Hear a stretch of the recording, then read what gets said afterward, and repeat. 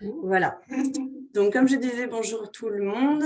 Nous allons commencer cette réunion d'information par vous présenter rapidement nos deux structures, donc Lieu commun et le BBB Centre d'Art. Ensuite, on va vous présenter donc les deux programmes de formation. Et puis, on va terminer sur une partie informative sur le droit à la formation et les démarches administratives. Et ensuite, à la fin, on aura un temps de questions-réponses.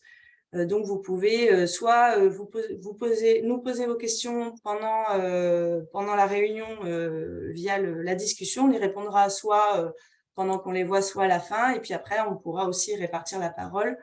Voilà, si vous souhaitez vous poser vos questions à l'oral. Donc, on va se présenter rapidement. Donc, moi, je suis Juliette Pim, je suis coordinatrice des formations au BBB Centre d'Art. Et moi, je suis Audrey Lucazzo, assistante administrative de la plateforme ressources, et je suis la petite dame que vous avez au téléphone avec toutes les démarches des financements. Voilà. On vous passe la parole, Lieu commun. Vas-y. Je suis Aurore Roulès, je suis directrice administrative de Lieu commun. Bonjour, donc Manuel Pomard, je suis artiste plasticien et responsable de la programmation de Lieu commun. Et Aurore et moi, nous sommes cofondateurs de Lieu commun. Voilà. Donc, on va commencer peut-être par la présentation de Lieu commun et du programme de formation. Ok, alors Lieu commun, c'est une structure initiée par des artistes, et c'est surtout la mutualisation de 3 structures associatives, Annexia, Vogue System et À la plage, qui ont été actives à Toulouse entre 1996 et 2006, donc ce qu'on appelle des artist run space, donc des lieux autogérés par des artistes. Et en 2006, nous avons souhaité renforcer nos structures en se mutualisant.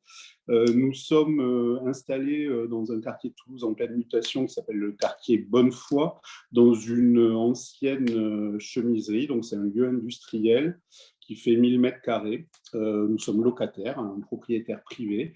Nous avons choisi ce lieu parce qu'il permet vraiment de développer le panel d'activités que je vais vous présenter, c'est-à-dire à la fois la monstration, c'est-à-dire l'exposition, mais aussi la production avec un atelier commun, mais aussi des ateliers en location pour les artistes. À Toulouse, le manque d'espace de travail pour les artistes plasticiens est criant, et nous nous sommes vraiment positionnés à cet endroit-là pour essayer, en tout cas participer, avec d'autres structures et d'autres initiatives d'artistes, à combler ce manque.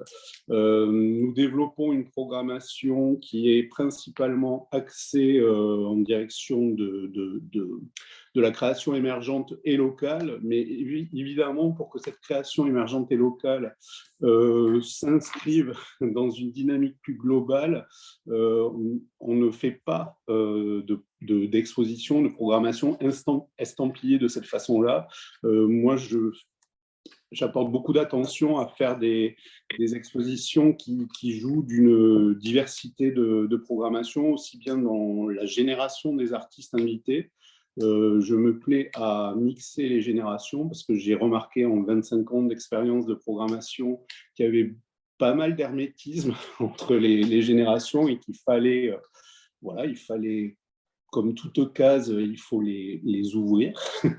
Et de la même façon, nous ne nous attachons pas à des genres ou des esthétiques marquées. On ouvre aussi à cet endroit-là, parce que là, de la même façon, je crois que c'est un peu, je ne sais pas si c'est le mal du siècle, c'est un de cela en tout cas, il y a beaucoup de sectorisation, et voilà, nous nous plaisons à annihiler ou essayer d'annuler ces sectorisations. On fait en général aujourd'hui 3 expositions par an dans les murs. Nous avons plus de 500 mètres carrés d'espace d'exposition, donc ça demande pas mal d'engagement et de moyens. Évidemment, nous essayons au maximum de produire les œuvres que nous présentons. nous rémunérons les artistes dans toutes les activités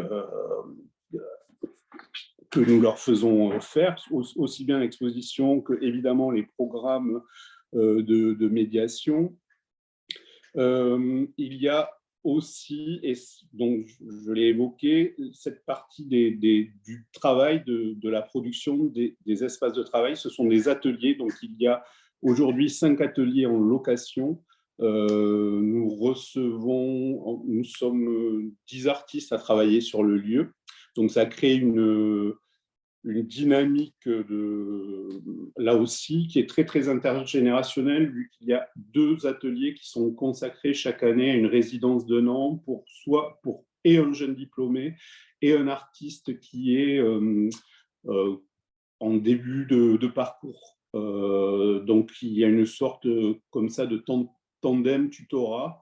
Nous organisons des curateurs tours. Nous participons au curateur tour des différents réseaux locaux que sont Ping Pong et Air de Midi, ce qui nous permet que les artistes qui sont hébergés chez nous, voilà, rencontrent des professionnels et puissent renforcer leur mise en réseau. Évidemment, les ateliers permettent aussi ce que on pourrait appeler une sorte de formation continue horizontale, c'est-à-dire que les uns et les autres se conseillent, s'entraident, aussi bien en termes de circulation des informations, évidemment, mais aussi pour tout ce qui est astuces techniques. L'équipe de lieux communs est constituée de 4 personnes, donc Aurore, qui est avec moi, qui s'occupe de toute la partie administrative et aussi du programme de formation. Estelle Giron, qui est notre responsable des publics et qui propose de multiples possibilités de travail pour les artistes en direction des publics, aussi bien scolaires que extrascolaires. Nous sommes très investis sur le quartier. Et il y a aussi Johan Bergout, qui est notre régisseur, on va dire, physique, parce qu'un lieu de 1000 mètres carrés demande beaucoup d'attention, surtout lorsqu'il est vieillissant, mais aussi notre régisseur, on va dire, numérique. Donc, c'est lui qui s'occupe en partie du site et qui produit les vidéos que vous pouvez voir sur notre chaîne YouTube, qui a été créée pendant le confinement, où nous avons proposé un magazine qui s'appelle Le Doigt dans l'œil, qui était une façon pour nous de maintenir les artistes en activité, c'est-à-dire que nous leur avons demandé de produire des formats spécifiques pour le numérique et évidemment rémunérés, parce qu'il n'y avait plus d'exposition, donc plus de rémunération pour les artistes. Tout ça pour dire que nous sommes très, très, très proches des réalités des artistes, étant moi-même artiste, et du fait que le lieu est un lieu d'artistes par ses ateliers. Et nous sommes donc arrivés à nous investir au niveau des formations, parce que tout comme lorsque nous avons créé le lieu, nous avions identifié des manques, là, de la même façon, on a identifié des manques qu'on a voulu combler par ce programme-là. Voilà, je crois que... Enfin, bon, oui, j'ai fait le tour. Je suis désolé, je ne suis pas très à l'aise parce que je parle face à... J'aime bien avoir des interlocuteurs. En tout cas, merci pour votre attention. Si, ce que je peux rajouter, c'est qu'on participe souvent à des échanges avec l'étranger, d'autres villes, avec des lieux qui sont eux aussi estampillés Artist on Space, c'est-à-dire lieux d'artistes. On essaie vraiment de créer un réseau aux échelles nationales et internationales. Et voilà, je crois, en tout cas, nous travaillons à être un lieu singulier, à faire un peu... voilà, à se positionner différemment dans un paysage, un écosystème des lieux d'art qui reste fragile, qui reste à renforcer. Faire cette présentation aujourd'hui avec le BBB, c'est quelque chose de très positif et qui manifeste aussi d'une conscience commune de la façon dont nous devons développer ce type d'activité ensemble.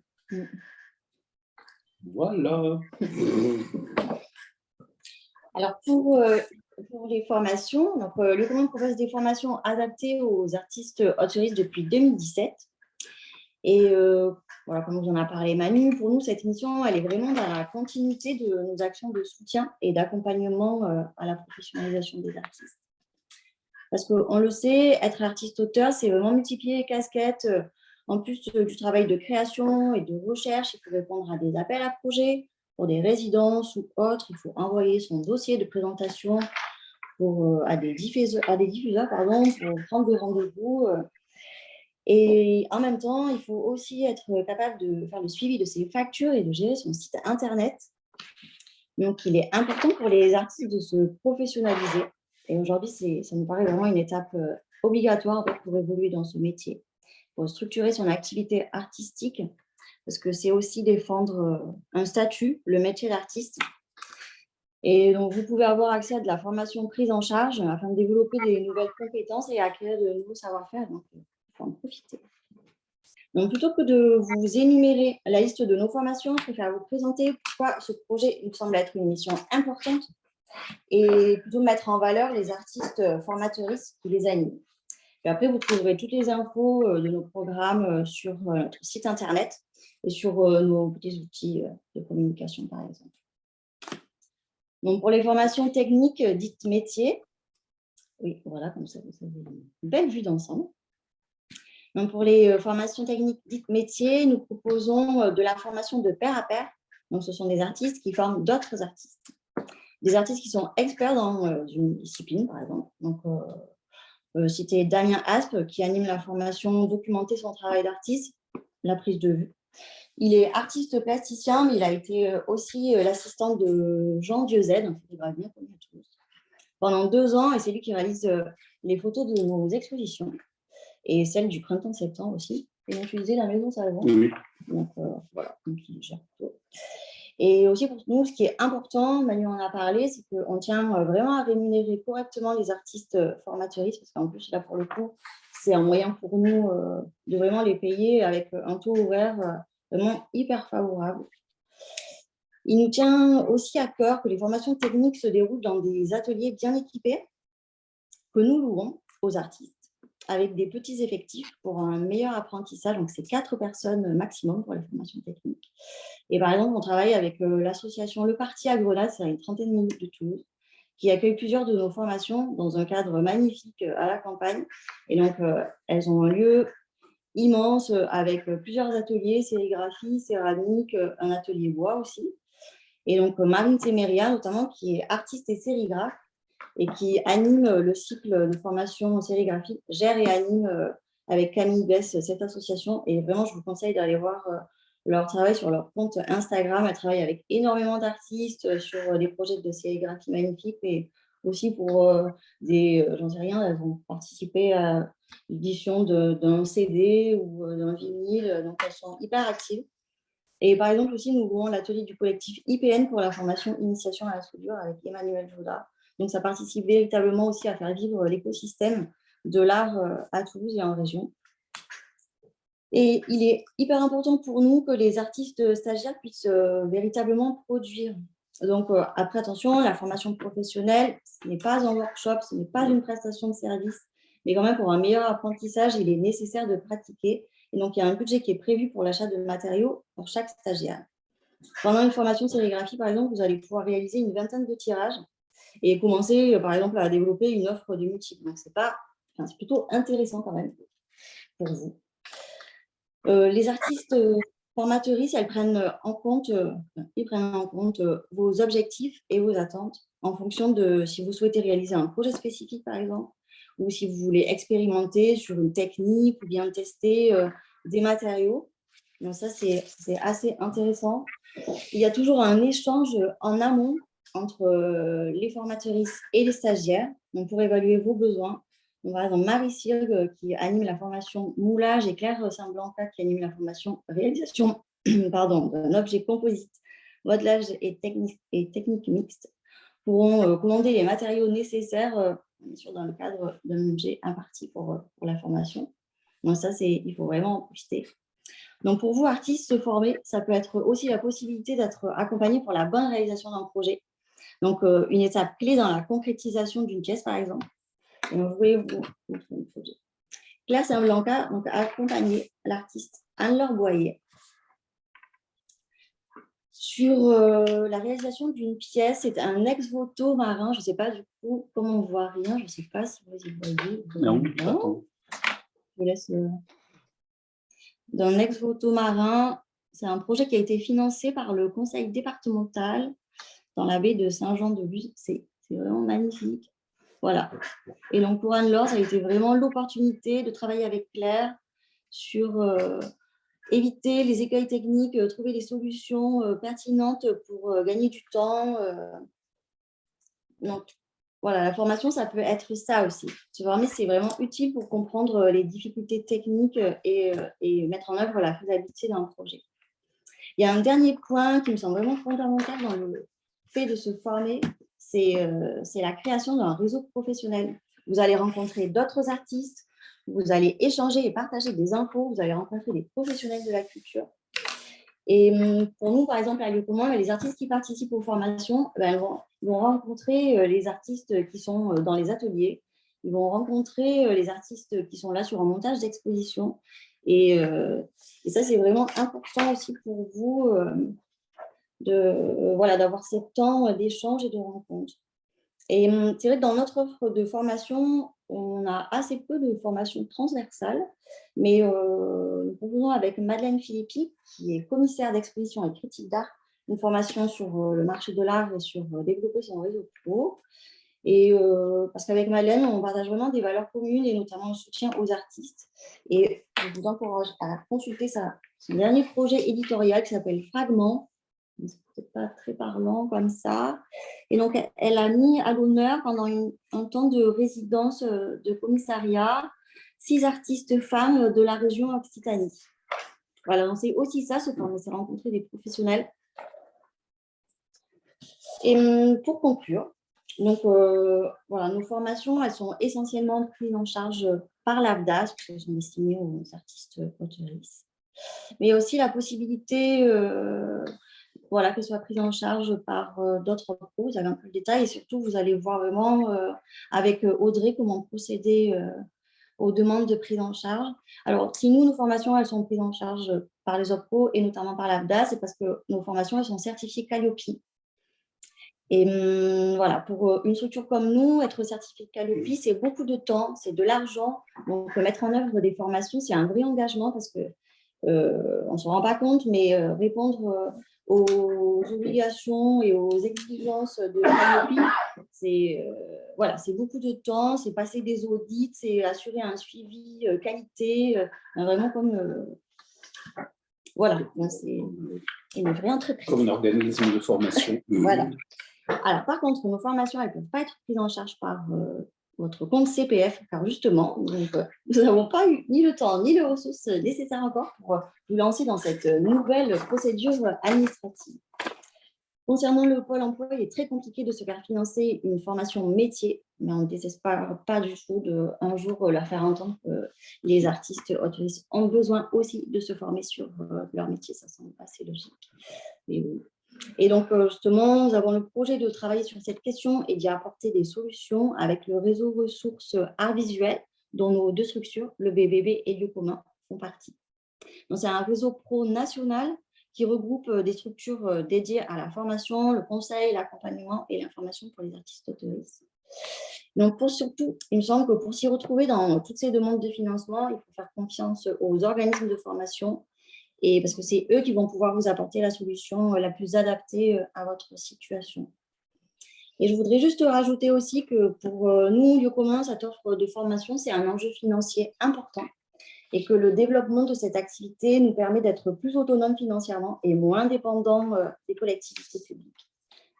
Et voilà, qui nous soutiennent. Mais on reste fragile. Là, voilà, mais on reste fragile et vous connaissez tous les difficultés des institutions publiques aujourd'hui. Et on se dit que la culture, ce ne sera sans doute pas leur principal souci. Et donc, en participant à des formations dispensées par des structures comme le BBB et comme Lieu commun, vous participez aussi à un cercle vertueux parce que c'est plus de financement pour les projets artistiques et du coup pour vous, les artistes autoristes. Voilà. je laisse la parole à Juliette. Super, merci beaucoup pour cette présentation très complète. Je pense qu'on partage beaucoup effectivement d'enjeux et de questionnements. Donc j'enchaîne du coup sur le BBB Centre d'Art. Alors, le BBB Centre d'Art, c'est un centre d'art qui a été fondé en 1993 à Toulouse. Et en fait, c'est la particularité du BBB Centre d'Art, c'est d'être à la fois un centre d'art contemporain, donc avec une partie exposition et production d'œuvres, et ce qu'on appelle une plateforme ressources dans laquelle se trouvent les formations, l'organisme de formation en fait. Donc, on est une double structure. Alors, les missions principales du Centre d'Art, c'est évidemment le soutien à la création et à la diffusion. Donc, en organisant des expositions. Alors là, on est actuellement à 2 expositions par an. Et on produit aussi des œuvres et on a aussi un pôle des publics qui est assez fort et qui conduit pas mal d'actions envers les publics. Donc, des actions de sensibilisation des publics avec beaucoup de partenariats, notamment sur le territoire, avec les structures du territoire. Donc, on travaille à la structuration du territoire, donc dans l'idée de l'économie sociale et solidaire, mais on rayonne aussi au niveau national, voire international, via les expositions. Donc, la fonction d'un centre d'art, c'est de soutenir une création en train de se faire, en fait, avec des projets assez expérimentaux, création émergente. Et du coup, en fait, la plateforme ressources, c'est un élément constitutif du Centre d'Art dès sa création quasiment, parce que depuis 1994, elle mène des actions pour accompagner les artistes dans leur parcours professionnel. Et comment la plateforme ressources fait ça?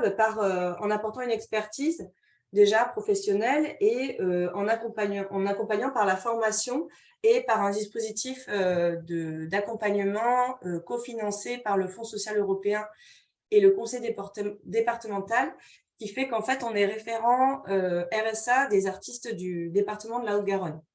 Donc, ça veut dire qu'on a un dispositif qui nous permet d'accompagner les artistes bénéficiaires du RSA sur des durées assez longues, de 1, 2, voire 3 ans. C'est à raison d'un rendez-vous par mois, et donc on les aide à mener toutes les activités d'un artiste, que ce soit la gestion administrative de l'activité, les candidatures, et tout le volet aussi communication, donc faire un portfolio, démarcher, créer du réseau, etc. Donc, on a plusieurs moyens, en fait, d'accompagner les artistes. Et donc, moi, je vais surtout parler de la formation qui du coup, la particularité des formations au BBB Centre d'Art, c'est qu'elles sont dispensées par des professionnels de la culture en grande majorité, ce qui permet, comme disait Aurore aussi, de créer des endroits en fait, de rencontre tout simplement, puisque ce qui est le plus en fait, intéressant dans ces formations, c'est la dimension collective qui participe de l'acquisition des compétences, parce que donc, le but, c'est d'acquérir des compétences en termes de communication, d'administration et de diffusion, globalement, donc tout ce qui est en fait autre que la création finalement, que ce qu'on apprend en formation initiale, nous on va apporter des contenus là-dessus pour pouvoir se former aussi tout au long de la vie et acquérir des compétences pour développer son activité. Ces formations, elles sont basées sur pareil, sur des besoins qui ont été récoltés, notamment en 2018, il y a eu une étude qui a été menée par le BBB Centre d'Art sur les besoins des artistes, sur la situation finalement professionnelle des artistes. Et donc, comment on fait pour concevoir le programme de formation? On est très attentif finalement aux besoins qui sont exprimés par les artistes. On fait tout un tas d'analyses en fait, de nos programmes chaque année pour qu'ils soient le plus proche en fait des besoins en formation et le plus pertinent par rapport aux enjeux en fait du monde professionnel de l'art, puisque finalement l'objectif principal c'est de contribuer à mettre en place un écosystème professionnel éthique et responsable dans ce monde culturel parfois compliqué. Voilà, donc on défend aussi ce qu'on appelle les bonnes pratiques. Donc évidemment, on forme aussi les professionnels de la culture à comment rémunérer les artistes, quelle est la réalité des artistes plasticiens aujourd'hui, etc. Donc voilà, nous, on est vraiment axés sur cette rencontre en fait entre les professionnels de la culture et de l'art plus précisément et les artistes pour redynamiser finalement l'activité artistique. Parce qu'on se rend compte que finalement, la plupart du temps, ce qui bloque, c'est l'isolement des artistes, c'est une sorte de sentiment un peu d'être désemparé, de ne pas avoir les outils. Et donc, nous, en fait, on essaie vraiment d'apporter les outils pour comprendre l'écosystème professionnel, pour se retrouver dedans, pour trouver aussi structurer son activité selon surtout ses objectifs, ses envies, ses valeurs. Donc voilà, ça c'est assez important. Donc on essaie de proposer des formations de plus en plus individualisées aussi, même si le groupe est essentiel dans les formations, on essaye que chacun trouve les ressources qui lui sont utiles. Voilà, donc le groupe, ça permet aussi évidemment de partager des ressources. Et ça, c'est important parce qu'on base la méthode en fait, pédagogique qu'on applique dans les formations. Elle est basée sur l'expérience, l'intelligence collective, c'est-à-dire on fait en sorte que les artistes partagent aussi des ressources entre eux, des connaissances. Et donc, après, ça crée aussi des réseaux et des collaborations futures, etc. Donc ça, c'est quelque chose qui nous plaît beaucoup, c'est créer de la rencontre. Aussi. Et puis la diversité des regards et une approche transdisciplinaire dans nos actions, parce qu'il y a la formation et l'accompagnement dont j'ai parlé, mais il y a aussi l'information et le conseil. Donc, on délivre aussi des informations en organisant des rendez-vous thématiques. On en fait 8 par an à peu près. Sur des questions liées à la professionnalisation. Donc, ça peut être la diffusion, mais c'est aussi le régime des artistes autoristes. On fait un atelier de déclaration des ressources et des revenus, pardon. Et on a un 4e atelier. Droit à la propriété intellectuelle. Droit de la propriété intellectuelle, voilà. Donc, notre programme de formation 2023, et chaque année, il est organisé un peu de la même façon. Sur la première partie de l'année, donc sur le premier semestre, on va avoir des formations courtes que je vais vous présenter là. Et sur la deuxième partie de l'année, on a une formation longue qui s'appelle Profession artiste et qui dure 3 mois et demi. Cette formation, ça fait 15 ans que le BBB Centre d'Art l'a fait. Et voilà, j'en parlerai un petit peu tout à l'heure. Je vais vous présenter d'abord, donc globalement, en fait, c'est des formations qui s'adressent d'abord aux artistes visuels, mais de plus en plus, on développe aussi, comme je disais, des formations pour les professionnels de la culture et des formations sur mesure pour les structures. Donc, on intervient aussi en école d'art, par exemple, pour donner des outils aux étudiants voilà, pour s'en sortir après l'école, tout simplement.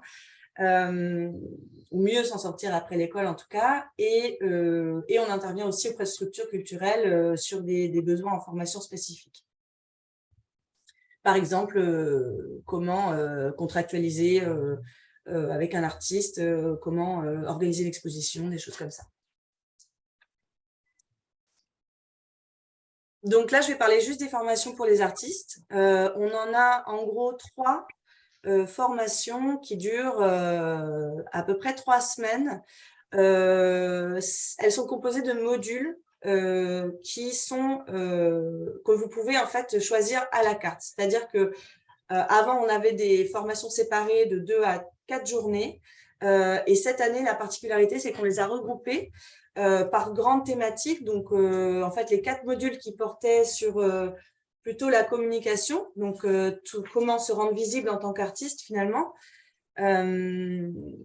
va être composé du coup de 4 modules qui sont la présentation du travail artistique, la formulation de la démarche, le portfolio, la communication web et le site internet, qui est un nouveau module qu'on a rajouté cette année. Ensuite, on a une deuxième formation qui regroupe les modules qui sont plutôt de l'ordre de la structuration de l'activité. Donc, ça va être connaître et appliquer le régime administratif des artistes auteuristes, mais aussi comment aller chercher des financements, donc quelles sont les aides publiques et privées auxquelles on a accès. On a une petite partie sur le mécénat aussi sur cette formation, avec Marine Lang qui intervient, qui est coordinatrice de Mécènes du Sud, voilà, donc qui apporte aussi son expertise professionnelle sur cette formation. On a une formation sur les appels à candidature, où pareil, on fait aussi intervenir des intervenants, notamment Irwin Marshall et Marianne Chambost, qui sont tous les deux des professionnels basés à Bordeaux et qui accompagnent les artistes notamment sur des 1%. Donc, on a une journée qui traite du 1% avec eux. Et puis, du coup, un module sur le budget prévisionnel et des outils d'organisation du travail, voilà, qui permettent de mieux formuler ses objectifs et voilà, c'est des outils de type plan d'action, etc., qui sont utiles aussi pour pouvoir se projeter et pour y voir plus clair dans son organisation. Et on a une troisième formation qui est particulière, c'est le workshop Lost in Translation. C'est une formation en anglais appliquée aux arts visuels. Et en fait, ça, c'est une formation qu'on fait depuis pas mal d'années avec Alta Roelands, qui est une critique d'art néo-zélandaise qui intervient en BBB depuis 2017. Et donc, là, c'est une formation super intéressante. Par exemple, si on prépare un projet de mobilité, ça permet d'écrire ses textes en anglais déjà et de s'entraîner à présenter son travail en anglais pour pouvoir après faire des rendez-vous professionnels, même si on a une mobilité ou pas, d'ailleurs, si on veut juste perfectionner son anglais pour développer des projets à l'international. C'est une formation qui est super utile pour ça. Et on l'a appelé workshop parce qu'on a repensé un peu le format sur des matinées plutôt que des journées entières. Voilà, ce qui permet de varier un peu aussi les activités et d'avoir pas mal de temps en travail individuel pour appliquer après les contenus, les préconisations d'Alter. Et puis elle est là pour vous accompagner aussi. Elle vous aide à rédiger vos textes, fait des corrections, etc. Voilà. Après, donc, il y a profession artiste. Alors, en fait, finalement, j'ai présenté déjà toutes les formations. Alors, profession artiste, c'est une formation qui est un peu particulière. Elle dure 3 mois et demi.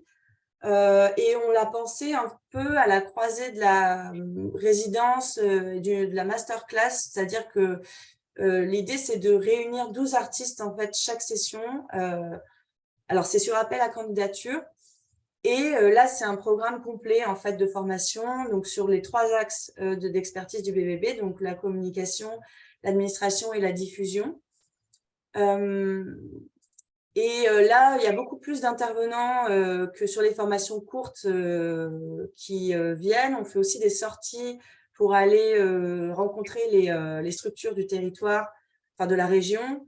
On fait on fait des ateliers réflexifs. En fait, il y a tout un tas de modalités de formation qui fait que c'est une formation très dense, mais qui est assez complète et qui donne beaucoup d'outils après pour développer des projets à la suite. Donc, on a pas mal d'artistes de chaque année qui s'insère bien en fait et dont on a des nouvelles assez récemment, par exemple Audrey Martin, si vous connaissez, qu'on a exposé l'année dernière au 2e semestre, qui faisait partie de l'exposition. Elle a fait profession artiste en 2016 par exemple, et il y a beaucoup de gens qu'on accompagne aussi sur d'autres actions qu'on fait ici, que ce soit sur l'accompagnement du coup avec les bénéficiaires du RSA en Haute-Garonne, ou que ce soit sur les journées thématiques, ou qui font les formations courtes et qui vont à profession artiste après. En moyenne, il y en a 2 par an qui ont déjà fait des actions au BBB avant et qui font profession artiste. Ouais. Voilà. Voilà, donc bon, j'ai déjà présenté finalement. Donc au Céleton, alors les titres des formations, c'est des citations d'œuvres en fait. Voilà, ce qui peut expliquer ces titres un peu particuliers. Donc, la formation, c'est avoir les outils nécessaires pour être visible auprès des diffuseurs et diffuseuses. Voilà, on a pensé un petit peu en termes d'étapes dans la professionnalisation. On va dire qu'on se concentre d'abord sur la mise en place des outils de communication, de la démarche, notamment le premier module vise à rédiger un texte de démarche plus complet, plus approfondi, pour ensuite, après, pouvoir démarcher avec des outils calés, quoi. Les dates, très important. Alors, pour cette formation au CETON, les dates arrivent assez vite. Le premier module, ce sera les 6 et 7 mars 2023. Le module Savoir concevoir un portfolio adapté à l'art contemporain, c'est le 9, 10 et 24 mars. Et là, c'est marqué intervenant à venir, mais ce sera donc Stefania Miazza, coordinatrice de Documents d'artistes Occitanie, suivi de Émilie Francesquin, artiste performeuse, donc qui parlera du portfolio aussi d'une manière un petit peu plus problématisée, c'est-à-dire comment documenter aussi un travail, toutes sortes de travail artistiques et notamment la performance qui est assez compliquée, mais elle parlera aussi de beaucoup d'autres choses. Et la dernière intervenante, ce sera Élise Girardot, qui est commissaire indépendante et curatrice basée à Bordeaux et qui fera une lecture de portfolio. Donc, là, ce sera 2 journées consécutives sur le portfolio et le 24 mars, c'est 2 semaines après ou 10 jours après. Oui, c'est 2 semaines après pour en fait avoir le temps de faire son portfolio et venir le présenter à Élise en rendez-vous individuel à la fin de la formation. Concevoir, maîtriser, développer sa communication web, ça c'est une formation en distanciel qui sera les 14 et 15 mars. Donc, c'est Eva Ferres qui est chargée de communication au BBB Centre d'Art et Annabelle Oliveira qui est consultante en communication basée à Paris, qui accompagne aussi beaucoup d'artistes sur le volet communication. Et puis enfin, comprendre les différentes typologies de sites internet d'artistes et savoir le réaliser. Ce sera une formation de 3 jours animée par Yann Fèvre, qui est développeur web et qui travaille avec pas mal de structures aussi artistiques.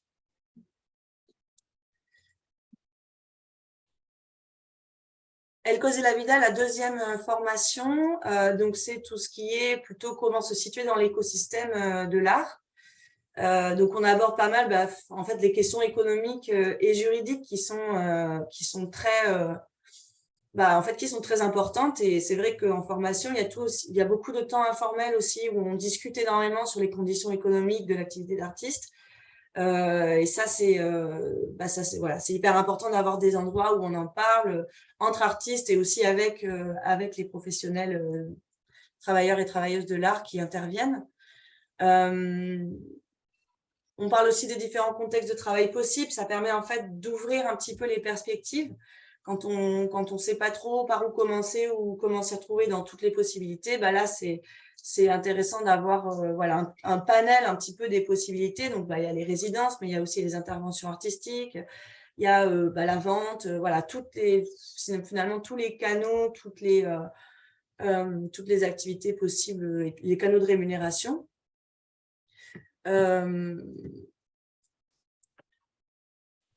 Et puis, la question de l'organisation, comment équilibrer son temps professionnel, comment se mettre dans une dynamique de travail qui soit plus productive, etc.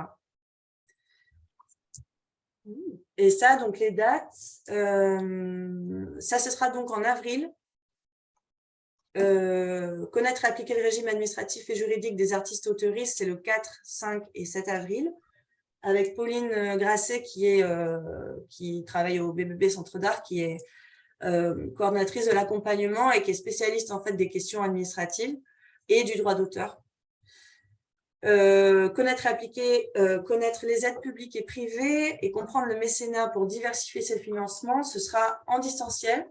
À chaque formation, en fait, on a 3 modules en présentiel et 1 en distanciel. Donc, ça permet de varier les modalités, mais aussi à des artistes qui sont pas forcément sur le territoire, d'accéder aux formations en distanciel.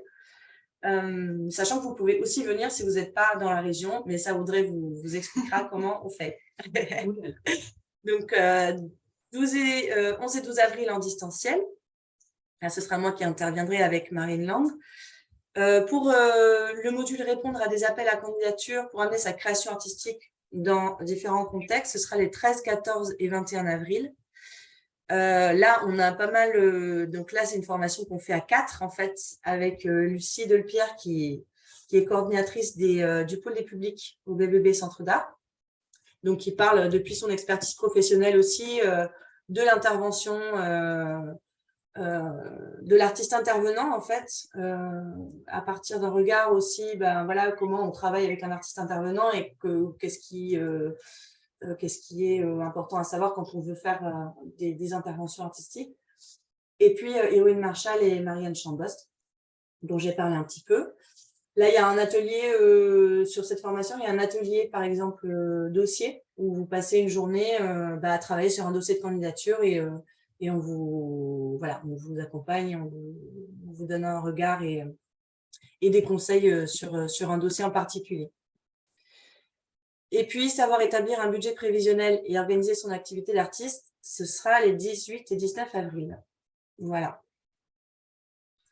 J'avance un petit peu pour qu'on ait le temps pour les questions. Voilà. Ah oui, pour Audrey. Oui. Je suis là. Oui. La formation en anglais, bon, j'en ai déjà parlé un peu. En fait, cette formation, c'est je peux peut-être terminer là-dessus. C'est un axe qu'on essaie de développer à travers les formations, c'est celui de la mobilité internationale. Donc, pour l'instant, on a ce workshop qui est vraiment axé mobilité internationale. Après, vous pouvez quand même le faire, même s'il n'y a pas de projet de mobilité forcément. C'est toujours intéressant d'améliorer son anglais, d'apprendre le vocabulaire, par exemple, professionnel en anglais, des arts visuels, de savoir comment s'adresser à un curateur, par exemple, en anglais, etc. Donc, ça, c'est des choses que Alter peut vraiment vous apporter. Et pour les années à venir, on aimerait développer beaucoup plus des contenus axés sur la mobilité internationale. Voilà. Donc, on travaille à cet axe-là via la plateforme ressources. Et ça, c'est les 25, 26 et 27 avril. Et en mai, les 9, 10 et 11 mai. Donc, en 2 temps, pour pouvoir travailler aussi, arriver à la fin de la formation avec des outils de communication avancés ou voire terminés. Profession artiste, les candidatures, ce sera en mars-avril. Et j'en ai parlé un petit peu aussi. Voilà, c'est pas… voilà, si vous avez des questions, après, évidemment, vous pouvez nous envoyer un mail où on en parlera dans la deuxième partie de cette réunion. Et les conditions pour accéder aux formations, c'est tout simplement d'être artiste visuel, professionnel ou engagé dans une démarche de professionnalisation. Ça veut dire avoir une première expérience de diffusion même locale, avoir déjà produit des pièces tout simplement pour pouvoir passer à la phase de diffusion. Et parfois, selon les modules, il y a des prérequis supplémentaires. Mais bon, ce ne sont pas des conditions d'accès très élevées. Vraiment, c'est ouvert à tous les artistes, en fait, dont c'est l'activité principale, tout simplement. Même si vous avez peut-être des activités à côté. Voilà. Comment s'inscrire? Peut-être que je peux passer la main à Audrey dès maintenant. Et puis, on enchaînera sur les démarches administratives qui sont liées. Alors, ça, c'est comment s'inscrire aux formations courtes pour le BBB, mais après, on parlera en général comment faire financer sa formation, etc. Et ça s'appliquera aussi à ce moment-là à lieu commun. Exactement, voilà. En sachant qu'on a aussi des similitudes. Du coup, on va commencer. Bonjour, pour rappel, moi je suis Madame Administration, du coup, donc c'est moi que vous aurez pendant tout le processus d'inscription si vous voulez faire des formations au BBB, du coup. Et Juliette se charge plus de la partie pédagogique, comme on en a parlé. Donc, moi, tout simplement, vous allez venir vers moi par mail et me dire un petit peu les modules qui vous intéressent, en sachant que, répétons, par rapport aux formations, donc on a 3 formations. c'est bien hausser le ton, El coste de la vida et Lost in Translation. Et après, vous avez des modules, c'est vraiment modularisable, c'est-à-dire que vous n'avez pas besoin de faire toute la formation si jamais vous n'avez pas certains besoins que vous n'avez pas, par exemple, sur El coste de la vida, l'administration vous gérez, mais par contre, le reste, vous avez envie de le faire pour diversifier vos activités et ce genre de problématiques. Donc, c'est important, vous ne vous dites pas, bon, je pars pour toute la formation, même si ça ne me sert à rien. Vous n'allez pas regarder les mouches pendant 3 jours si ça ne vous sert à rien, soyons clairs. Bref. Et du coup, donc, vous m'envoyez un mail, moi, je vous accompagnerai tout le long de la procédure. Enfin, c'est très important, vous n'êtes pas tout seul moi, je vous donne absolument tout ce qu'il y a à faire. Et après, pour s'inscrire, en fait, on va avoir un rendez-vous d'orientation avant de vous positionner sur les financements dont je parlerai après, pour qu'on puisse avoir des éléments sur votre situation professionnelle, sur les besoins que vous avez identifiés. Et après, ensemble, on voit un petit peu si c'est bien adapté, nos contenus, si c'est bien adapté effectivement à vos besoins, ou alors si c'est prématuré ou pas par rapport à votre activité, etc. Voilà. Et je vous fais part aussi des prérequis sur certains modules. Donc ça, c'est un entretien au téléphone qui dure un quart d'heure. Et ensuite, on s'occupe de la demande de prise en charge et on commence ça ensemble. Et voilà. Et après ça, vous êtes inscrit administrativement. Un petit questionnaire de positionnement qu'on donne à nos formatrices, en fait, pour qu'ils puissent aussi adapter au groupe. Ça, c'est très important. On adapte par rapport au profil qu'on a en formation et par rapport parfois au niveau qu'on peut avoir sur certaines choses. Voilà. Et ensuite, venez à la formation après. C'est comme ça que ça fonctionne. Donc, next. Ah oui, et la procédure pour profession artiste, très rapidement, c'est qu'on a un appel à candidature, comme on disait, qui est publié généralement en mars-avril, voilà, où il y a un dossier plus dense. C'est pas simplement un rendez-vous d'orientation, pour le coup, c'est lettre de motivation, pourquoi vous voulez la faire, dossier artistique, portfolio, CV artistique, etc., de vos expériences, et le formulaire de candidature administrative qui sera rempli avec beaucoup d'infos. Ensuite, il y a le jury de sélection. Parmi toutes les candidatures, il y a 12 places. Voilà. Et la réponse ensuite, voilà. Donc ça, c'est pour profession artiste. Ensuite, financer sa formation. Et du coup, on va revenir vers lieu commun et nous. Désolée pour le petit interlude de BBB. Donc, il y a plusieurs façons de financer une formation. En tant qu'artiste-auteur, c'est vrai que parfois, on peut se dire on ne rentre pas dans certaines cases, je ne suis pas salarié, etc. Donc, comment se faire former, quoi, c'est compliqué et parfois, ça peut être aussi très stigmatisé, le fait d'être artiste, comme on sait très bien, ah oui, mon enfant pourrait l'avoir fait, machin. Enfin, vous connaissez un petit peu les choses. Donc, on va commencer par les OPCO. Donc, les OPCO, c'est des opérateurs de compétences. C'est du jargon un petit peu, voilà. Même moi, je ne connais pas le sigle en entier, pour vous dire. Et du coup, c'est des organismes qui sont chargés, il y en a plusieurs, il y en a 11, pour chaque branche de métier que vous pourriez avoir, etc. Si vous êtes boucher, si vous êtes dans le BTP, si vous êtes artiste-auteur, si vous êtes aussi si vous êtes travailleur de l'art en même temps qu'artiste, par rapport à votre employeur, vous avez aussi un OPCO qui est différent de celui que vous avez avec votre régime d'artiste-auteur. Passons. Donc ça, c'est voilà. Et nous, on va se concentrer un peu plus sur celui pour les artistes-auteurs, qui est l'AFDAS, du coup. Mais voilà, il y a d'autres OPCO et parfois, il peut y avoir des profils où ça peut changer un peu. Et après, ça, j'en parlerai après. Nous, en tant que BBB Centre d'Art, pour les demandeurs d'emploi, si vous n'êtes pas éligible à l'AFDAS, on bénéficie d'un marché public dans le cadre du plan régional de formation de la région Occitanie Pyrénées-Méditerranée dans le cadre dans un dispositif qui s'appelle Califpro.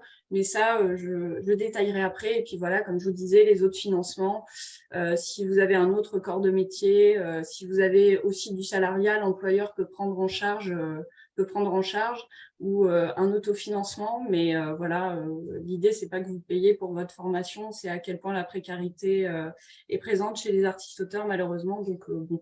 Ça n'arrive jamais, on ne va pas se mentir. Et après, les financements Pôle emploi, comme disait Aurore tout à l'heure, qui sont rarissimes, quoi. Ça arrive parfois qu'il y ait des conseillers Pôle emploi qui soient compréhensibles là-dessus, mais voilà, compréhensible et compréhensible. Hop, next. Donc, du coup, déjà, je vais vous expliquer la différence. Lieu commun et le BBB, on ne fait pas le même type de formation. Aurore, tout à l'heure, parlait de formation dite métier. Et du coup, les formations techniques qui vont concerner vraiment la création et la production de pièces, où ils vont vous apprendre des techniques, comme disait Aurore, et où ils vont vous accompagner dans la production un peu de pièces avec les budgets consacrés, etc. Donc, c'est vraiment l'aspect de la création. Et nous, on fait des formations dites transversales. Transversales, c'est tous les à côté, tous les annexes de la vie d'artiste sur l'activité, entre guillemets, juridico-légale de diffusion aussi, pour savoir comment présenter, en fait. Comment dire, les formations techniques, c'est le film. Nous, on aide à faire la bande d'annonce, on va dire, pour pouvoir amener vers le film. Je ne sais pas trop comment dire au niveau de la formation, mais voilà. Et il faut savoir aussi, ça c'est une petite information légale, c'est que ça ne passe pas par les mêmes biais, les formations au niveau de l'AFDAS. Ça ne passe pas forcément par les mêmes biais. Par exemple, ce n'est pas les mêmes tarifs à l'heure, ou ce n'est pas les mêmes jurys et commissions de sélection, ça ne passe pas forcément par les mêmes biais. Voilà. Donc, c'est bon à savoir de vous dire pourquoi si vous faites 2 demandes en même temps, pourquoi ça n'arrive pas en même temps les réponses. Ça peut arriver. Voilà. Ça, c'est quelque chose. Donc, quel droit, quelles conditions? Comment on peut accéder à ce financement? Parce que malheureusement, il ne suffit pas juste d'être artiste-auteur pour pouvoir accéder à ça. Ce serait trop beau, évidemment. Donc, du coup, par an et par personne, vous avez le droit, donc 12 mois consécutifs, vous avez le droit à 5 600 € de formation, ce qui est honnêtement un budget énorme par rapport à d'autres OPCO qui financent moins. Donc, au moins, on n'a pas grand-chose avec le régime d'artiste-auteur, mais on a ça. Bon, profitons. Et en sachant que pour 2023, c'est une très bonne nouvelle, mais le plafond a été augmenté. Avant, il était à 5 040 €. Donc, ça vous laisse aussi plus de possibilités. Et faut pas hésiter vraiment à aller poncer vos budgets pour la formation. Vous y avez le droit et on ne peut pas tout le temps être éligible parce que, en fait, ça se base, et on va le voir après, ça se base sur vos plafond de revenus artistiques sur les 3 dernières années ou les 5 dernières années. Pareil, les plafonds, c'est super, ils ont été facilités en 2023. Avant, il fallait beaucoup plus de revenus artistiques pour accéder à la formation. Donc, si jamais une année vous passez, par exemple, si vous atteignez le plafond, peut-être l'année d'après, vous ne le passerez pas. Comme vous savez, les revenus d'artiste-auteur, ils sont très changeante, on va dire. On peut faire une bonne année, une mauvaise année.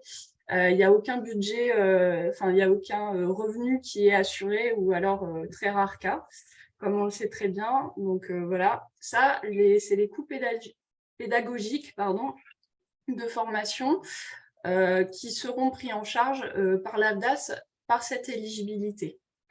Et après, ça c'est en annexe, mais suivant si le lieu de formation est éloigné de votre domicile, après il y a des conditions un peu plus précises sur lesquelles je ne vais pas forcément m'étendre là, mais voilà, c'est l'éloignement géographique, je ne sais plus exactement comment, et dans certaines conditions, etc. Vous pouvez avoir prise en charge du coup des frais de transport, d'hébergement et des perdièmes. Donc après, c'est assez réglementé quand même. Enfin, vous ne pouvez pas prendre une sous-location, voilà. Et c'est dans la limite, par exemple, c'est dans la limite de 700 € sur une période de 30 jours. Quand c'est des formations longues, etc. Mais ça peut être intéressant. Donc voilà. Bon, voilà. Donc, comment accéder à ce fabuleux financement, n'est-ce pas, de l'AFDAS? Donc, il faut impérativement nous contacter en premier, avant de contacter l'AFDAS. Et 3 semaines avant, parce que c'est le temps de traitement du dossier et c'est le minimum. Et d'ailleurs, là-dessus, par rapport aux 3 semaines, je vais en profiter pour vous dire que les prochaines formations pour lieu commun et pour le BBB, les premières qui arrivent, justement, c'est cette semaine qu'il faut déposer le dossier. Après, ce sera trop tard parce que ça arrive dans 3 semaines. Donc voilà, donc si vous avez envie de faire hausser le ton ou la formation de sérigraphie, il me semble, avec Aurore, en gros, contactez-nous cette semaine, on vous envoie un devis en fin de semaine et allez-y, envoyez-le. On va se dépêcher. D'ailleurs, désolé, la réunion d'information arrive peut-être un peu juste, mais on va y arriver. N'hésitez pas, on est là, on est sur les starting blocks si vous avez envie de faire ces formations-là. Voilà, donc bref, j'insiste sur le délai. Et ce sera traité, parfois les réponses, ça vient entre, soit vous pouvez avoir la réponse en 2 heures, ou parfois ça prend 3 semaines, ça on ne peut pas vous dire. Voilà. Bon, bref, ensuite, la deuxième étape, après, pour l'AFDAS, nous, c'est applicable, mais on va vérifier, et pour lieu commun, mais dans une moindre mesure, parce que je sais que ce n'est pas les mêmes prérequis qui sont forcément demandés. Donc, en plus de ce que ma collègue Juliette vous a évoqué, on va vérifier ça ensemble. Donc, prérequis de formation, le rendez-vous d'orientation pour nous qui va avoir lieu, dont je vous parlais tout à l'heure. Voilà. Donc, après avoir vérifié ça ensemble, que vous êtes bien éligible à l'AFDAS par rapport à... Donc, ça peut être l'attestation de l'URSSAF. Vu que nous, on a le financement région. Le financement région, c'est un financement de deuxième intention. Donc, on vérifiera bien au BBB, en tout cas, que vous êtes éligible à l'AFDAS avant de passer sur l'autre financement, mais j'y viendrai plus tard, pardon, je m'égare. Et du coup, ensuite, on va faire ensemble le montage et le dépôt du dossier AFDAS. Donc, nous, on vous fournit certaines pièces. Je vais vous les détailler plus tard. Et voilà, comme je vous disais, attendre entre 2 heures et 3 semaines pour le traitement du dossier. C'est super. Et ensuite, signer le contrat de formation avec l'organisme. Et voilà. Ensuite, il faut venir en formation. Ok, donc pour le montage du dossier, ça paraît très compliqué comme ça, mais en vrai, c'est comme une lettre à la poste.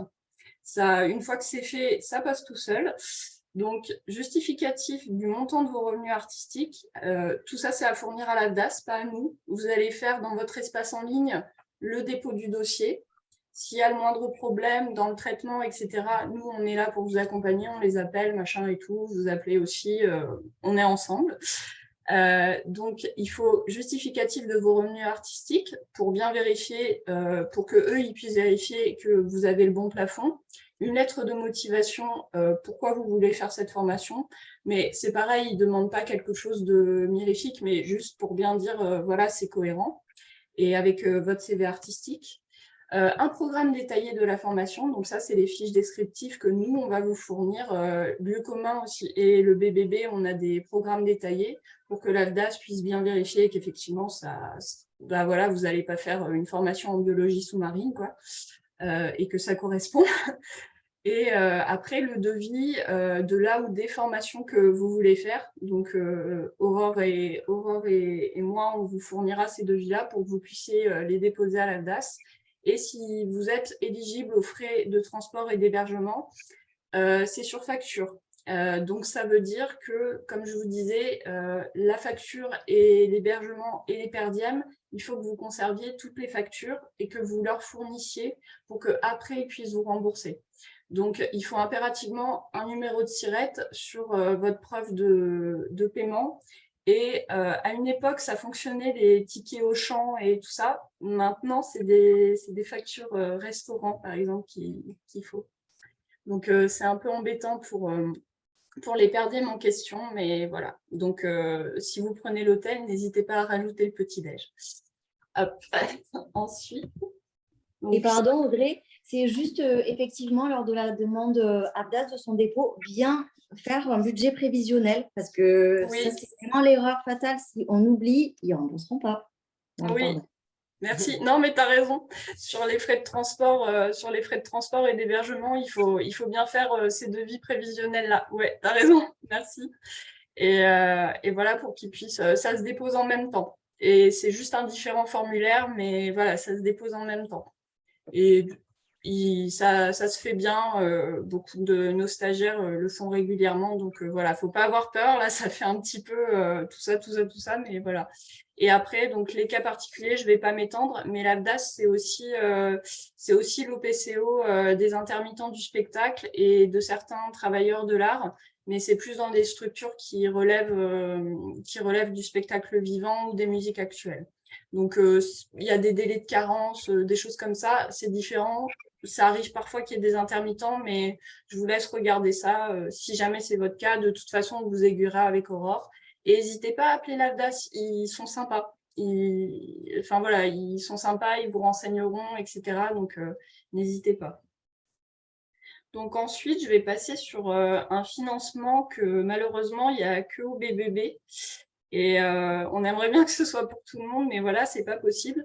Donc si vous n'êtes pas éligible via l'AFDAS au financement de votre formation, au BBB, on a, comme je vous disais, un financement pour les demandeurs d'emploi dans le cadre du plan régional de formation et du dispositif QualiFPro.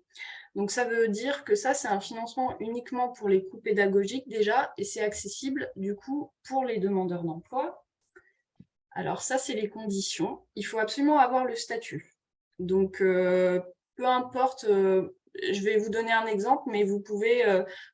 moi, je suis en 28 heures, je suis quand même demandeur d'emploi, par exemple. Il faut juste avoir le statut. Même si vous avez un emploi à côté et tout, vous avez le droit, tant que vous n'êtes pas en 35 heures, vous avez le droit d'être inscrit à Pôle emploi. Donc, il faut juste avoir le statut et vous pouvez cumuler d'autres statuts, peu importe. Du moment que vous êtes demandeur d'emploi, c'est OK. Il faut avoir plus de 16 ans. Voilà. Et il ne faut pas être éligible au financement par OPCO ou autre chose. Sinon, voilà, vous ne pourrez pas bénéficier de celui-là. Enfin, entre guillemets, c'est normal, il faut conserver aussi ces places-là pour les gens qui ne sont pas éligibles. Et là, les délais sont un peu plus courts pour accéder.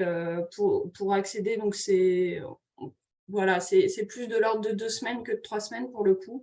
Et évidemment, il faut la validation de Pôle emploi pour pouvoir accéder à ce financement ou à l'autre accompagnant ou accompagnante. Ça peut être les missions locales ou des conseils départementaux, mais qui vous accompagnent dans votre insertion professionnelle si vous bénéficiez des minima sociaux, par exemple. Donc, voilà, mais ça, le cas échéant, je pourrais vous expliquer, mais en gros, c'est une validation administrative. Et il y a des places limitées aussi sur ce financement. Donc, pour y accéder, contactez-moi avant la conseillère ou la conseillère, vraiment, parce que d'abord, il faut, comme je vous disais, qu'on ait un rendez-vous d'orientation et qu'on vérifie bien vos prérequis. Sinon, on ne pourra pas vous positionner là-dessus si vous ne le remplissez pas, peu importe si le conseiller ou la conseillère, si on ne valide pas, voilà, pas de la suite. Et donc, contactez-nous avant d'engager la moindre démarche de financement, s'il vous plaît. Donc, on vérifie bien que vous n'êtes pas éligible au financement, comme je vous disais, les prérequis dans une deuxième étape. Et ensuite, une fois que vous avez notre feu vert, là, vous pouvez contacter la conseillère pour la demande de prescription de la formation et de validation pour ce financement. Et après, moi, je fournis tout le package pour que ça passe comme une lettre à la poste et que les conseillers et les conseillères ne soient pas récalcitrants à vous prescrire la formation. Et ça passe par du jargon administratif, mais j'envoie tout le package par mail. J'ai quasiment jamais de problème. Il y en a 2 ou 3 qui sont récalcitrants par an, mais le reste, ça passe crème. Ensuite, donc la transmission, on va nous transmettre cette prescription à nous, organismes de formation, ou à vous directement. Et à partir de là, moi, quand j'ai ça, ça veut dire le feu vert, ils me disent c'est bon, votre formation, elle est financée. Donc moi, je vous inscris dans ma petite plateforme avec les infos que vous m'aurez données via le formulaire de préinscription que je vous aurai envoyé quand vous m'aurez contacté. Et ensuite, petit contrat que vous signerez, que je vous donnerai avant la formation. Et félicitations, vous serez formé ensuite. Voilà. Et après, je parlais tout à l'heure des autres financements, donc je le redis. En tant qu'auto-entrepreneur ou entrepreneuse, parfois ça arrive, si vous êtes graphiste ou conférencier, travailleur de l'art, enfin, ça peut arriver, ou tatoueur ou tatoueuse. Il y a le FIFPL, qui est un autre OPCO et qui a des conditions un peu moins avantageuses que l'AFDAS, c'est clair, qui sont plus limitées, mais bon, ça c'est pareil, ça arrive plus rarement, donc si vous avez des questions par rapport à ça, vous pouvez vous rapprocher d'Aurore ou de moi, voilà. Et fonds d'assurance diverses, autofinancement et employeur, ça arrive. Et voilà, j'espère ne pas avoir été trop vite. Donc, encore une fois, si vous avez la moindre question par rapport au financement, par rapport à l'inscription, etc., il faut se rapprocher directement de Aurore ou de moi. On gère toute la procédure d'inscription. On vous prendra par la main, vous serez bien accompagné. Et la plupart du temps, les financements ça, sont acceptés, en fait, pour peu qu'on s'y prenne en temps et en heure. Voilà. Donc, vous avez le droit à la formation, profitez-en. Ce sera tout pour moi. Merci Audrey. Alors, on va passer aux questions. Est-ce que quelqu'un a des questions? Alors, vous pouvez intervenir directement ou alors passer par la discussion.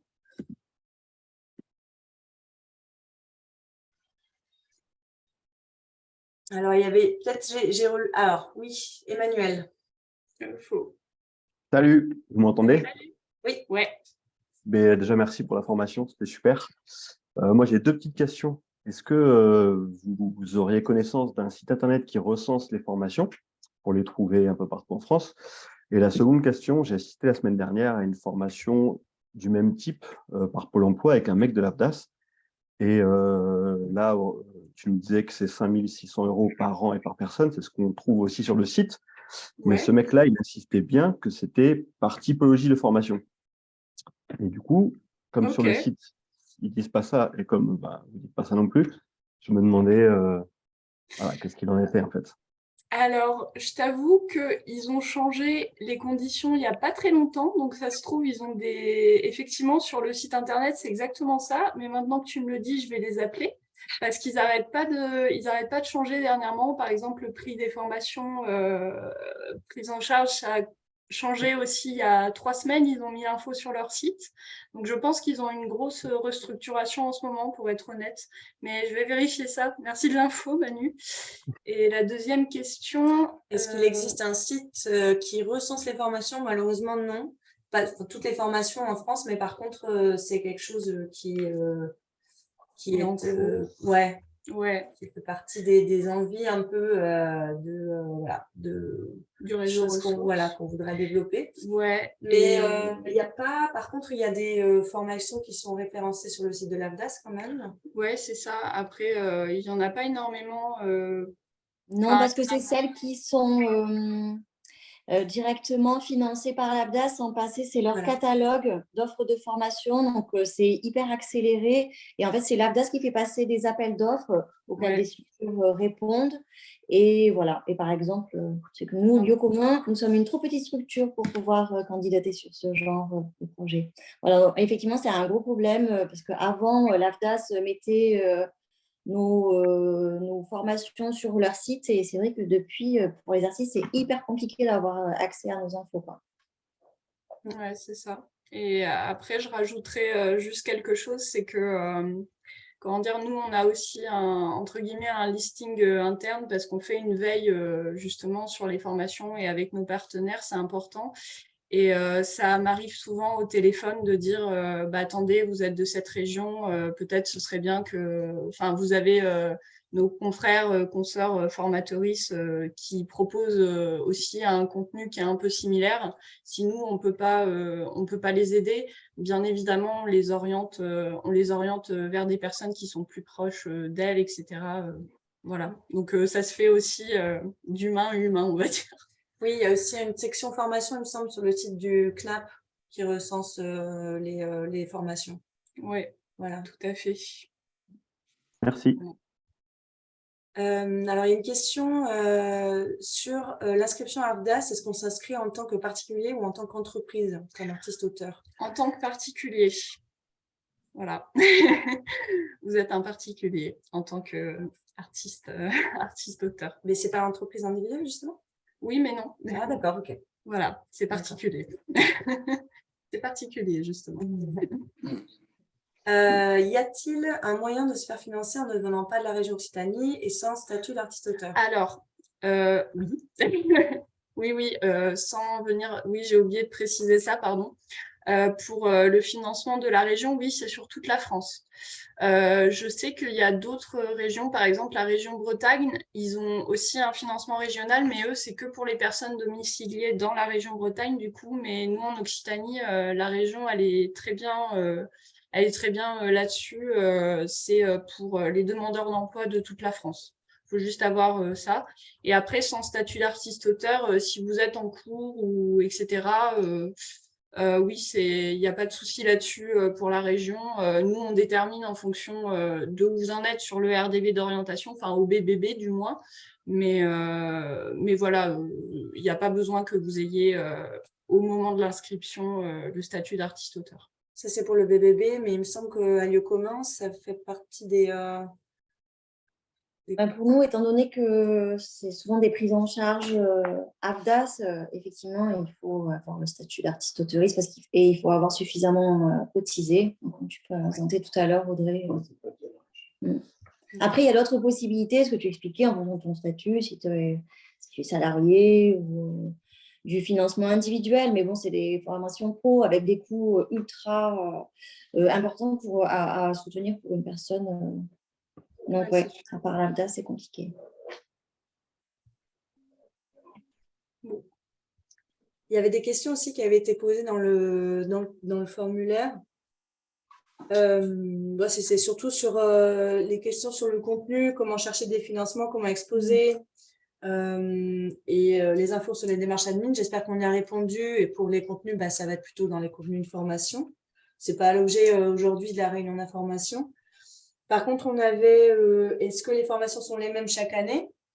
Moi, j'en ai parlé un tout petit peu, mais on réadapte chaque année le programme de formation. Dans la structure, il reste à peu près pareil, sauf qu'on rajoute ou on enlève des modules et on améliore des choses selon les retours en fait, que nous font les artistes, parce qu'on a un système d'analyse de la satisfaction. Donc, on vous fait remplir des questionnaires de satisfaction à chaque fois, qui nous aident en fait surtout à savoir si la formation a fonctionné, si elle est efficace, si elle répond aux attentes, et surtout comment on peut s'améliorer, quoi. Et donc ça, on le prend en compte pour faire le programme chaque année, en tout cas au BBB Centre d'Art. Pour nous aussi, on a quand même un programme. Ça peut évoluer sur une formation parce qu'on tient compte effectivement des retours des stagiaires. Par contre, après, on propose les mêmes formations, parce que produire une formation, ça prend du temps, de l'argent, surtout notamment par rapport à cette histoire de certification Calliope. Donc, on ne peut pas monter une formation en 2 jours. C'est tout un travail de réflexion, de création de documents ultra détaillés. Tout est très, très poussé sur savoir le déroulé, comment ça se passe, quels sont les objectifs.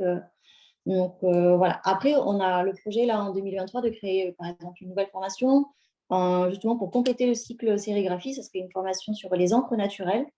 Voilà. Donc, c'est en cours, mais effectivement, malheureusement, on ne peut pas créer plein de formations à l'envie. On a pas mal d'envie et de perspectives, mais c'est vrai, comme le dit Laurent, nous, on est vraiment une toute petite équipe et on surnage. Donc, en tout cas, les formations, là, le catalogue, l'intérêt, c'est que toutes les propositions ont été éprouvées.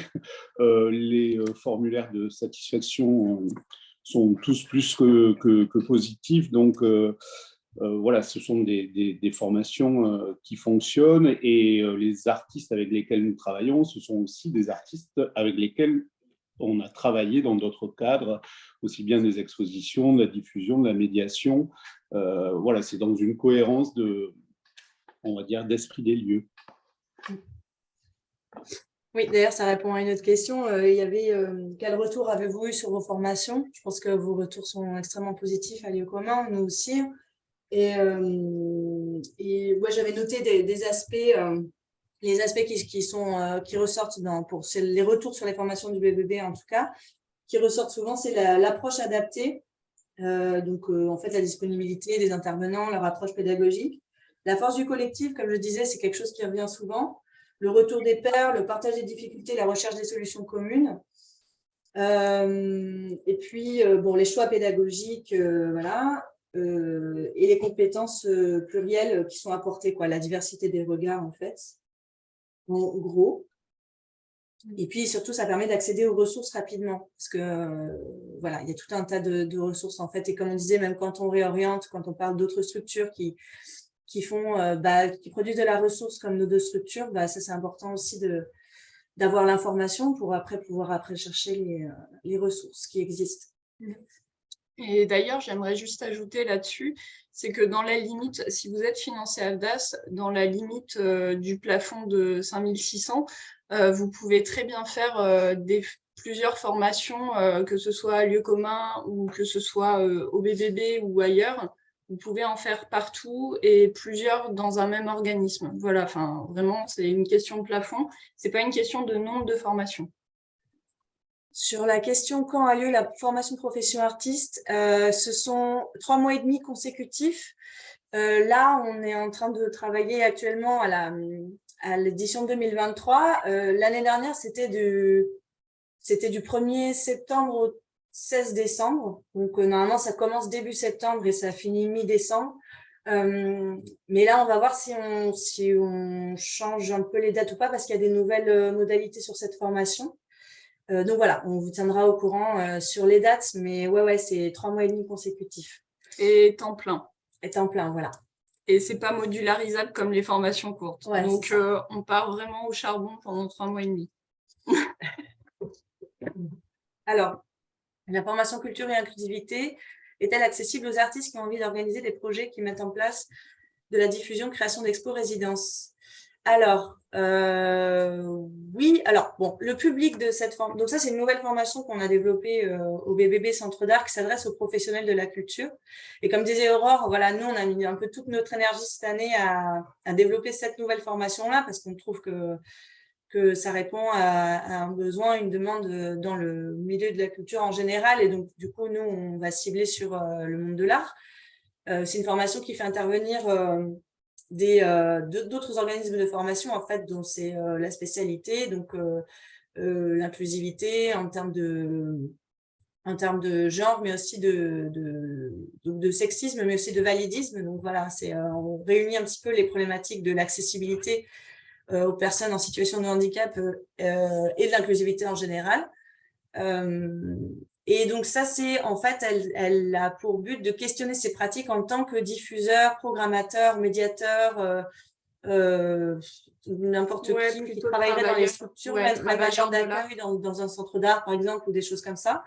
Du coup, elle n'est pas parfaitement adaptée aux artistes, mais par contre, si vous avez une activité de diffuseur à côté, ou enfin n'importe quel autre métier dans une structure en fait culturelle, vous pouvez aussi passer par cette activité-là. Et là, du coup, ce sera adapté. Et par contre, le financement pour culture et inclusivité, ça n'inclut pas celle pour les demandeurs d'emploi, c'est important de le dire. Voilà. En tant que demandeur d'emploi, le financement régional ne passe pas pour culture et inclusivité. L'AFDAS, oui, par contre. Ouais, donc en fait, administrativement, oui, par l'AFDAS. Après, c'est pareil, il faut faire un rendez-vous pour qu'on évalue un peu vos envies. Et comme c'est une formation qu'on développe en partenariat, il faut de toute façon qu'on vérifie que les partenaires sont OK. Mais bon, je pense que franchement, ça peut être intéressant quand même. C'est ça. Et juste pour rajouter quand même, si jamais vous êtes strictement artiste-auteur et qu'effectivement cette formation travailleur de l'art est peut-être pas adaptée pour vous, La Petite à Toulouse fait des formations pour les artistes femmes je sais pas si vous êtes une femme, désolée si c'est pas le cas, mais elle développe pour la partie concernant sexisme et voilà, sur la partie plutôt féministe. Alors, vu que les conditions d'accès à la formation profession artiste sont très larges, comment choisissez-vous les participants?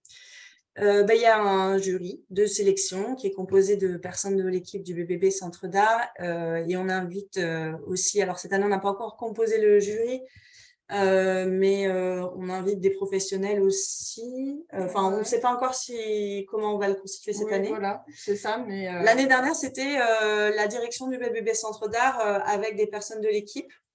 Donc, en croisant plusieurs regards, en fait, on a des grilles évidemment de sélection avec tout est argumenté, voilà, comme dans un jury de sélection. Et donc, là, cette année, encore une fois, on est en train de restructurer cette formation. Donc, je n'ai pas des informations hyper précises, mais en gros, les critères, ce qu'on regarde, c'est surtout la motivation en fait, des artistes. Donc, c'est l'aide de motivation qui est le plus important. Après, le portfolio, c'est pour montrer que en fait, vous êtes engagé dans une démarche, que vous êtes en profession, comment oui, enfin, que vous êtes professionnalisation, oui, voilà, c'est ça. Et que vous avez déjà des outils qui quand même sont fonctionnels et que vous avez déjà eu de la diffusion parce qu'on regarde quand même l'expérience et le CV artistique parce que, enfin, moi j'aime bien dire ça, je sais pas si, mais par exemple les formations courtes, on va dire c'est passer son permis voiture, quoi, et du coup profession artiste c'est le permis poids lourd après. Mais ça ne veut pas dire que vous n'arriverez jamais au permis poids lourd, hein, attention, c'est juste, voilà, ça peut être une étape suivant où vous en êtes sur l'avancement de votre activité et de votre diffusion, par exemple, etc.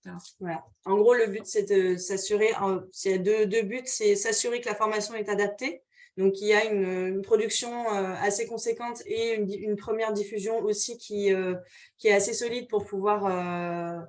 voilà, pour que les contenus soient adaptés. Et aussi, on regarde le groupe. En fait, on essaie de constituer un groupe. Donc, il n'y a pas que des critères. Enfin, voilà, il y a plusieurs critères qui rentrent en compte selon les contenus et selon comment on va pouvoir penser la formation après en fonction du groupe qui est choisi. Voilà. En espérant que ça réponde bien à la question.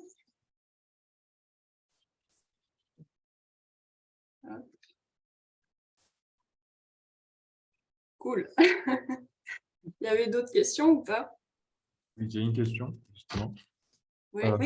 Oui, en fait, c'est une question normalement que j'ai déjà posée par mail. Et parce que je ne vois pas trop vers quelle formation je devrais m'inscrire. Moi, je compte monter une association à but non lucratif avec une critique d'art et qui va mener des actions à la fois esthétiques, à la fois un peu politiques, un peu du coup un peu polyvalentes, on va dire. Et en fait, du coup, ce que je voudrais, c'est de savoir ou apprendre la gestion voilà, d'une association. Et du coup, dans ce cas-là, quelle formation je devrais m'inscrire voilà, parmi les formations que vous avez proposées. Voilà. Oui, je me souviens de votre mail et on s'est croisés à Pamela aussi. Bref, mais du coup, c'est pour répondre par rapport à ça. Moi, c'est par rapport à l'envers du tableau, du coup, qui est aussi une formation adressée pour les pros.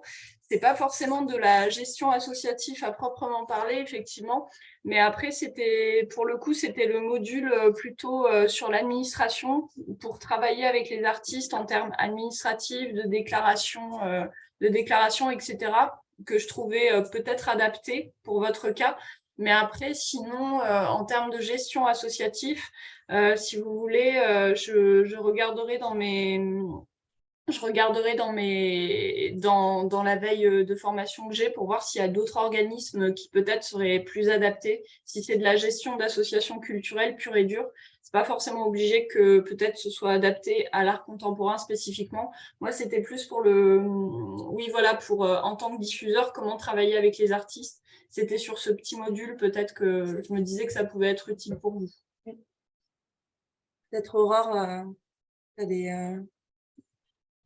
des idées d'autres organismes? Pardon.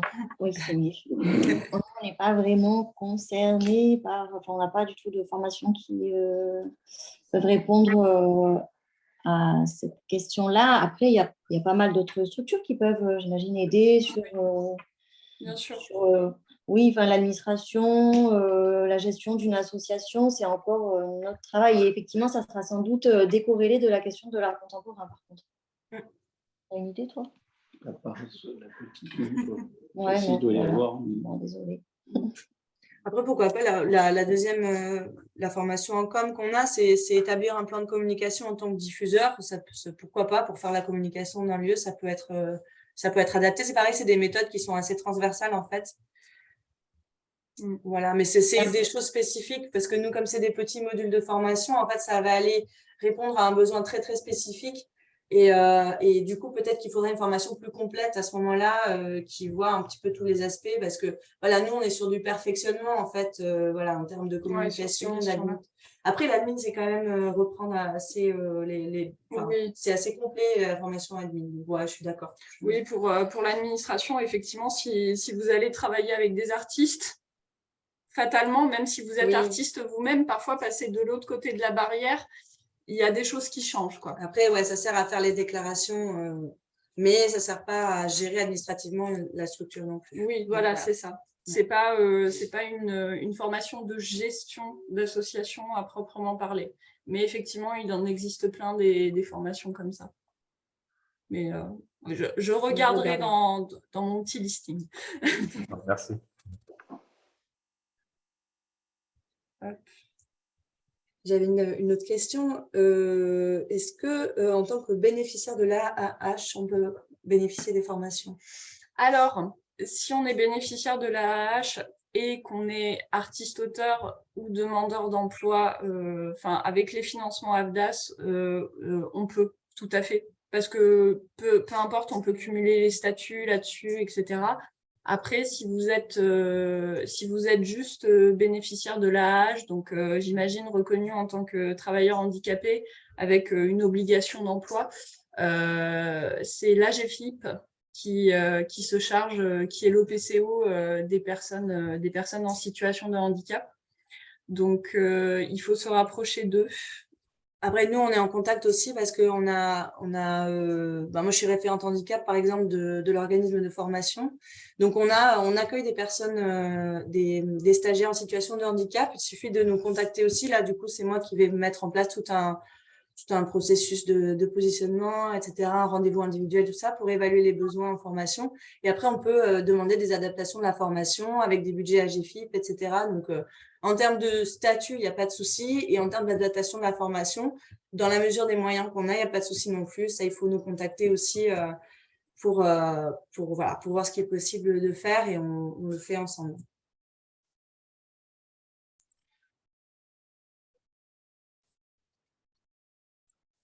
Bon. Bonjour. Vous m'entendez? Oui. Oui, bonjour. Merci beaucoup pour la présentation. C'est super, c'est hyper clair. Moi, j'avais une petite question. C'était, est-ce que c'est possible de faire, par exemple, c'est un exemple, hein, par le BBB, El Coste de la Vida, et aussi profession artiste. Est-ce que c'est possible de se les faire financer toutes les deux et de les enchaîner ou pas? Enfin, voilà. Alors, elle coste, en fait, tout dépend en termes de financement. Normalement, c'est possible. Il y a des gens qui ont déjà fait des formations courtes, en premier et finalement qui ont eu assez d'outils pour pouvoir atterrir dans profession artiste quelques mois après. Voilà, comme je vous disais, il y a en moyenne deux personnes par session par an qui effectivement finissent par atterrir dans profession artiste avec un contenu qui est plus dense. Il y a quelques modules qui peuvent faire doublon sur certains intervenants. Je pense notamment à Irwin Marshall et Marianne Chambost qui interviennent également dans profession artiste, par exemple. Mais voilà, mais en termes du moment que ça dépasse pas, en termes de coût de formation, du moment que ça dépasse pas les plafonds AFDAS ou les plafonds de la région, ça va. Et après, la région, le financement région, c'est toujours une histoire de conseiller ou de conseillère, en fait. Parce que sur le papier, le plan régional de formation ne donne pas de limite. Ou alors, il faut des dérogations ou des choses comme ça. Mais on n'a aucun problème. Mais parfois, on a un conseiller ou une conseillère récalcitrant. Et D'accord. là, on y va ensemble avec la fourche. Oui, mais bon, Ok. c'est rare quand même. C'est rare, oui. C'est rare. Généralement, une fois qu'on leur explique bien, ils nous appellent, etc. Ils sont sympas, hein, Pôle emploi. On ne dirait pas comme ça, mais franchement, ils sont super à chaque fois. Bah, j'espère que je n'aurai pas celle-ci. Voilà, mais en tout cas, Croise les doigts. voilà. C'est plus facile. Ça, par contre, c'est une certitude, entre guillemets, par rapport aux candidatures qu'il y a et aux propositions. C'est plus facile d'accéder aux formations courtes. C'est sûr. Enfin, voilà, on a fait la candidature, voilà. Mais oui, c'est possible, en tout cas, administrativement. Ok. Et puis voilà, ça fait pas trop de doublons, donc c'est intéressant. Ok, merci. Ouais. Bah, par exemple, Héroïne Marshall, il intervient donc dans les 2 formations, mais dans Profession artiste, il va plus loin avec d'autres journées sur d'autres aspects, notamment le marché de l'art et d'autres choses. Enfin, les modules sont quand même beaucoup plus développés dans Profession artiste. Non, puis la répétition, c'est toujours bien aussi. Oui, ça fait réviser. Okay. Merci. Attends, vas-y. Est-ce que... Il y a un truc au-dessus. Ah oui. Non, c'est bon. un remerciement. Ok, très bien. Est-ce que vous aurez accès à l'enregistrement de la présentation et ou au PowerPoint? Oui et oui, parce qu'on a enregistré la réunion et le PowerPoint, on a intégré des liens aussi pour que vous puissiez aller directement sur le site de l'AFDAS ou sur nos sites respectifs, du commun et le BBB Centre d'Art pour aller plus loin. Donc, ouais, il n'y a pas de souci, on vous enverra par mail. Est-ce qu'il y avait d'autres questions? Oui, vous m'entendez? Oui. Oui. D'abord, merci beaucoup pour cette réunion d'information. J'ai des questions plutôt par rapport au financement que je verrai tout à l'heure au téléphone, peut-être rapidement avec Audrey. Voilà, en tout cas, merci beaucoup. Merci à vous. Ok. Peut-être Manu et Aurore, vous voulez rajouter quelque chose avant qu'on termine? Non, juste voilà, vous remercier tous les participants et que voilà, n'hésitez pas à nous contacter. On va venir nous voir pour plus d'infos sur la formation. Voilà. Merci beaucoup à vous, merci à tout le monde. Et on va vous laisser. S'il n'y a plus de questions, n'hésitez pas à nous recontacter. Ouais, et le dernier point, c'est si vous voulez faire vraiment la formation sérigraphie à lieu commun ou au Celton et que vous êtes par AFDAS, envoyez-nous un mail dès maintenant. Voilà. Merci. Au revoir. Merci beaucoup. Au revoir. Merci beaucoup. Merci. Au revoir.